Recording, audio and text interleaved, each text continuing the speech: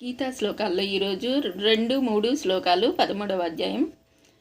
క్షేత్రజ్ఞం చాపి మాం విద్ధి సర్వక్షేత్రేషు భారత క్షేత్రజ్ఞయోర్జ్ఞానం యత్త జ్ఞానం మతం మమ. తాత్పర్యము: భారతి, సర్వక్షేత్రములలో క్షేత్రజ్ఞునిగా నన్ను తెలుసుకొనుము. క్షేత్రజ్ఞులను తెలుసుకొనుటయే నిజమైన జ్ఞానమని నా అభిప్రాయము.